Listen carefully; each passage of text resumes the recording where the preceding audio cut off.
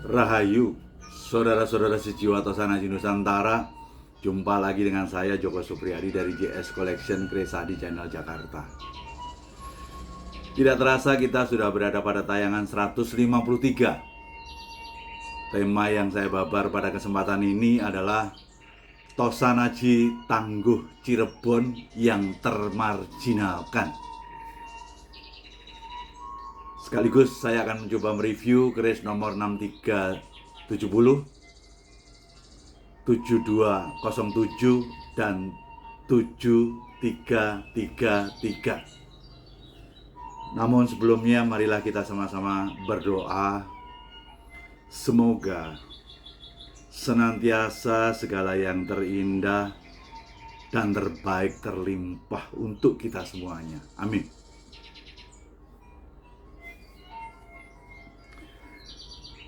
Ketika kita membabar tentang Pusaka Tangguh Cirebon, bagi saya Cirebon itu identik dengan Tuban yang ada di Jawa Timur. Tidak pernah menjadi pusat kekuasaan nomor satu, namun senantiasa menjadi gerbang dari kekuasaan yang ada di Jawa Barat untuk Cirebon, dan Jawa Timur gerbangnya adalah Tuban. Sehingga kalau kita bicara tentang eksistensi Tosana Haji, dia justru semakin langgeng dari masa ke masa. Ketika ada semacam suatu kata-kata termarginalkan, seolah-olah dia menjadi nomor 2. Pertanyaan saya menjadi, apakah benar?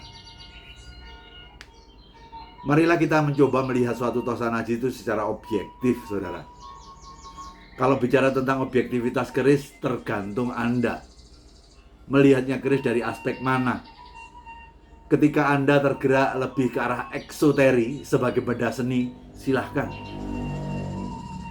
Ketika Anda melihatnya secara isoteri, juga silahkan.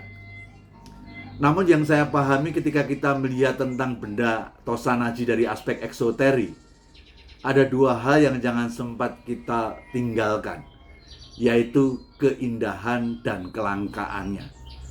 Karena menurut saya secara eksoteri, apalagi yang diburu oleh orang yang suka sebagai benda seni kalau tidak benda itu indah dan langka. Namun ketika kita melihat suatu Tosana Haji dari aspek isoteri, ketika Anda sepaham dengan saya bahwa isinya doa, sebenarnya kehadiran kekuatan isoteri itu akan nampak pada bilah itu terasa punya greget yang sangat luar biasa dan terasa wingit sekali. Jadi buat saya selalu ada di setiap era, ada yang baik, ada yang buruk, ada yang kurang, ada yang lebih. Saya juga ingin menjelaskan kepada kita semua bahwa sebenarnya banyak keris-keris Cirebon yang secara eksoteri luar biasa dan yang secara isoteri juga sangat dalam maknanya. Mari kita awali dari semacam suatu tayangan pusaka-pusaka eksoteri yang saya siapkan. Yang pertama adalah keris nomor 6370. Ketika kita melihat sandangannya, kita lihat di dalamnya, nampak kelihatan keris ini dengan profil yang kita sebut dengan singo. Singo ada sogokan satunya, dengan ada gerenengnya, kita menyebutnya dapur singo nyucup madu. Kalau kita lihat lebih detail di sini, panjangnya 36,8, dia kelengan, dan menurut saya ini adalah Tangguh Cirebon. Dan lebih spesifiknya Cirebon era mana, Cirebonnya menurut saya adalah Cirebon Singosari. Saat saya mengatakan Cirebon Singosari, banyak teman-teman saya yang ketawa. Apakah benar Tangguh Cirebon sudah ada di era Singosari? Saya sudah katakan tadi, Cirebon Tuban adalah eksis sepanjang masa Tosana Haji. Walaupun dia tidak pernah menjadi kesultanan atau suatu negara yang terbesar, namun senantiasa menjadi pintu gerbang daripada daerahnya. Dan dia selalu eksis sepanjang masa. Sehingga kalau menurut saya Kalau kita lihat tentang masalah tuanya pusaka ini, pertama lihatlah dari sisi singonya. Singonya nampak lebih primitif, tidak sebegitu banyak ornamennya seperti kayak singo-singo Mataram yang sudah secara seni pahatannya sangat-sangat luar biasa. Saya hanya menjumpai singo-singo yang sedikit primitif itu di era-era yang lebih tua. Karena di era lebih tua itu semuanya serba simpel dan tidak terlalu rumit seperti era-era yang lebih kemari. Dasar saya yang kedua adalah ketika kita buka pesinya, Anda akan nampak bahwa ini pesinya kotak. Namun jangan lupa, pesi kotak bisa dibikin, tapi Anda harus buka lubang gonjonya. Pastikan lubang gonjonya adalah juga kotak. Jangan sampai Anda mendapati sesuatu keris dengan pesi kotak, lubang gonjonya oval. Berarti Anda tahu selanjutnya maksud saya. Ketika saya memandang yang namanya keris ini adalah keris Cirebon Singosari, dasarnya sudah saya sampaikan tadi, secara material pun juga sangat mendukung. Secara sejarah sangat mungkin juga. Ketika Singosari melakukan suatu ekspedisi ke Pamalayu, apakah semuanya harus dari Singosari? Menjadi suatu hal yang wajar, suatu daerah yang dilewati Singosari mau tidak mau akan ikut serta. Sama seperti manakala Mojopahit menaklukkan Sriwijaya, dia pun juga membawa serta beberapa dari Cirebon, termasuk yang terkait dengan masalah ahli-ahli tosanajinya, sehingga jangan sampai kaget kalau yang namanya di daerah Palembang tersplatter baik yang namanya rangka maupun garap seperti dari Cirebon. Jadi kalau menurut saya secara eksoteri, keris dengan bilah seperti ini utuh walaupun tangguh Cirebon layak kita anggap sebagai sebuah masterpiece, saudara. Kita tidak bisa memarginalkan keris seperti ini. Mari kita masuk keris kedua, agar semuanya menjadi lebih mantap. Ketepatan ini dapatkan rangka Cirebon, pendok topengan perak, handle gajahan. Mari kita lihat dalamnya. Yang tadi tidak berpamor, kalau ini berpamor. Keris dengan look 11,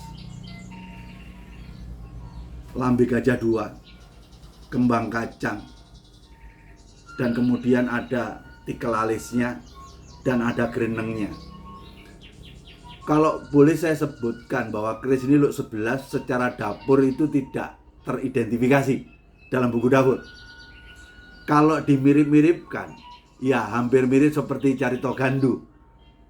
Panjangnya 39,9 sudah terkategori corok. Menurut saya pamornya adalah pedaringan kebak, walaupun ada beberapa tempat yang sudah copot.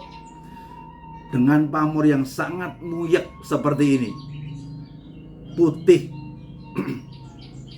kualitas meteor yang sangat mantap seperti ini, apakah kita masih juga melihat bahwa keris-keris Cirebon itu satu keris-keris yang kualitas nomor 2? Saya sangat menyaksikan itu. Jadi kalau bicara tentang keris look 11 masuk dalam kategori look kesejahteraan, namun pamornya pedaringan kebak, berarti mendukung dari aspek kesejahteraan dan kemakmuran tadi, termasuk long gandunya lebih ke arah untuk tujuan yang kita sebut dengan kewibawaan. Sehingga menurut saya ini pusaka yang sangat luar biasa. Secara eksoteri saya pandang ini sesuatu yang layak kita juga sebut masterpiece. Jadi dari dua contoh yang saya coba sebutkan tadi, saya tidak mengatakan tidak setuju. Tapi tetap saja di Cirebon juga kita akan ketemu babar keris yang luar biasa. Dua tadi menggambarkan bagaimana secara eksoteri keris Cirebon itu sangat luar biasa.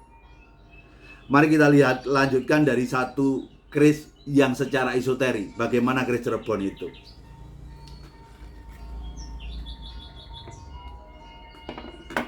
Keris ini looknya 15 dengan pamor kulit semongko berkinatah Kalau Anda lihat secara seksama, ini ada profil kayak seperti putut, namun dia dililit oleh nogo. Kepala naganya kelihatan di kinatah ini. Jadi izinkan saya secara dapur, saya sangat teringat kuat dengan cerita Dewa Ruci. Jadi ini saya anggap sebagai semacam satu keris dengan keris Tangguh Dewa Ruci Luk 15. Luk 15 bicara tentang antusias, bicara tentang masalah kepatuhan dan untuk watak kesatria, dan panjangnya pun juga klasifikasi corok 40,3 cm. Dan kalau kita lihat pamornya kulit semongko, kalau kita lihat dari sisi materialnya, kita boleh katakan ini adalah keris-keris Jebon era-eranya Mojopahit. Jadi bagaimana dengan keris isoteri ini?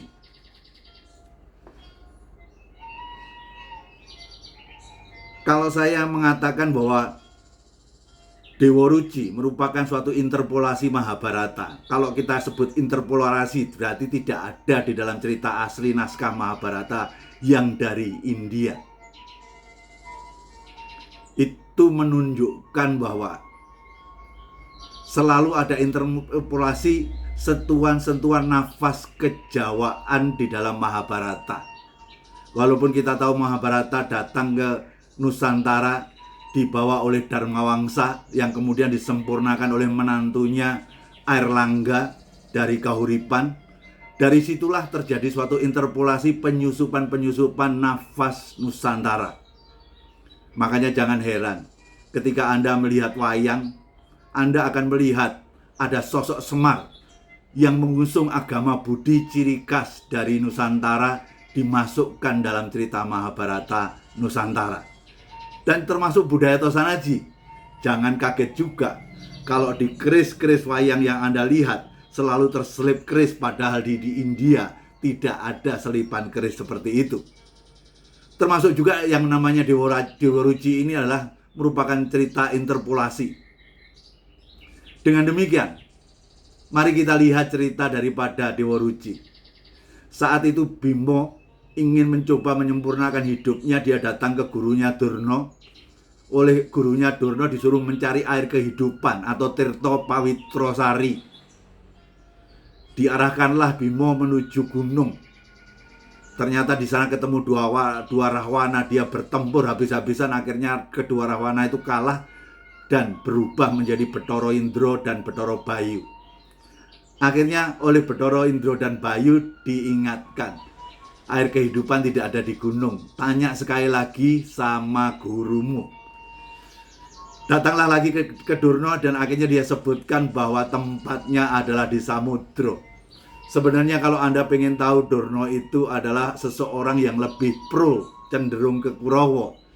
Sebenarnya bagi Durna ingin jelomprong ke Bimo, tapi bagi Bimo tidak menganggap itu karena dia berwatak kesatria, memandang positif kalau guru wajib digugulan ditiru. Durna mengarahkan untuk semoga Bimo berangkat ke samudra. Akhirnya dia ke samudra, masuk, ketemulah naga besar. Dia bergelut melawan naga tadi. Dalam perjalanan pergelutan itu, Nogo berubah menjadi Dewa Ruci. Wujud seorang dewa yang kecil dan wajahnya mirip sekali Bimo. Dari cerita ini kita bisa mendapatkan suatu gambaran tentang bagaimana kepatuhan seorang murid, bagaimana kemandirian bertindak seorang kesatria, dan bagaimana adanya semacam sesuatu perjuangan dalam menemukan jati diri. Jadi bagi saya, Dewa Ruci itu tidak lain tidak bukan adalah merupakan ajaran moral dan filsafat hidup orang Jawa. Di dalamnya diarahkan agar kita melakukan suatu pengenalan kepada jati diri kita. Pengenalan jati diri kita melalui dengan cara mengenal asal-usul diri kita sebagai ciptaan Tuhan.